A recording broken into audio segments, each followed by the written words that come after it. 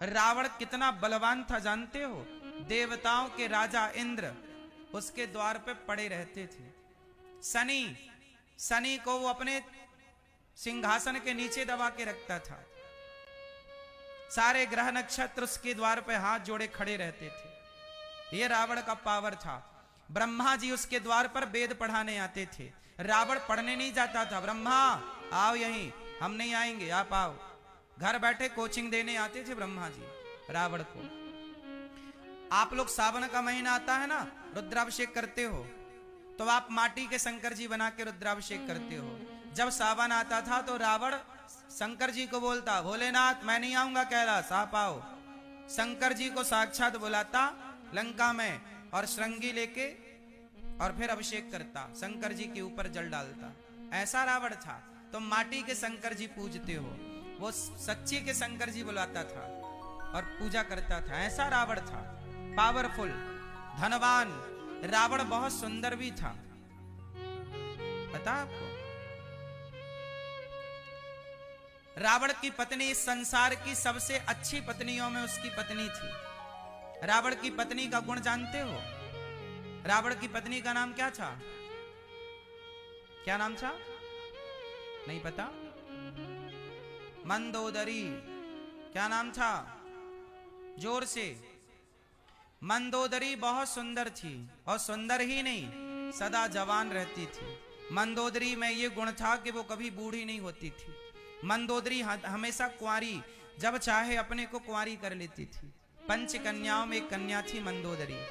रावण की पत्नी इतनी सुंदर थी मंदोदरी, जितनी सुंदर माता पार्वती थी, इतनी सुंदर मंदोदरी। और मंदोदरी का गुण, सदा जवान रहती थी। कन्या हो जाती थी, कुंवारी, 16-17 साल की ही रहती थी, ये समझो आप। वो 25 साल की कभी नहीं होती थी, सदा जवान। ऐसी पत्नी थी रावण की। संसार का हर सुख रावण के पास था, पर नाश हो गया। बताओ रावण का सर्वनाश क्यों हुआ? पराई स्त्री के चक्कर में।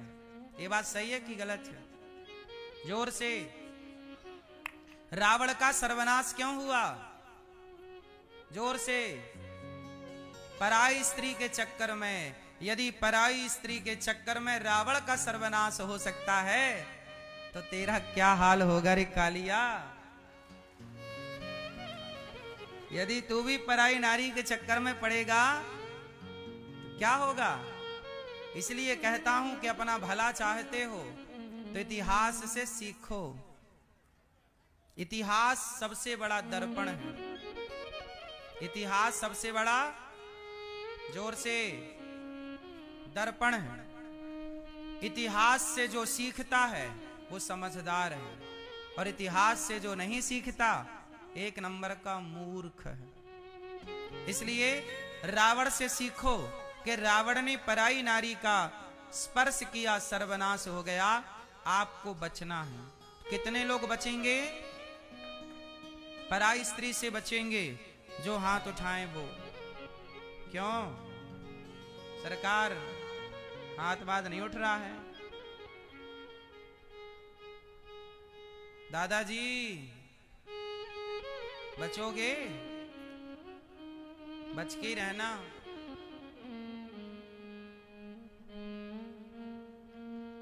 पराई स्त्री के चक्कर में पड़ गया रावण, सर्वनाश। गलती मत करना। भगवान ने सबको सुखी बनाकर भेजा। संसार में सब लोग सुखी हैं, दुखी क्यों होते हैं? वो गलती करते हैं। तो आप में से कितने लोग गलती नहीं करेंगे?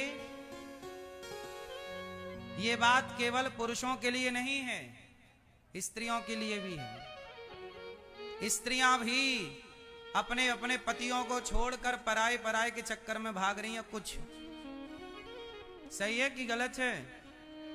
फिर अपने वाले को तो ड्रम में पैक कर देती हैं, कुछ वह पराये के संग, टपोरी के संग घूम रही हैं। ये कुछ स्त्रियों के लिए है, सबके लिए नहीं।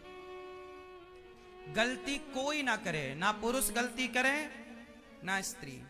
स्त्री भी सूप न खा,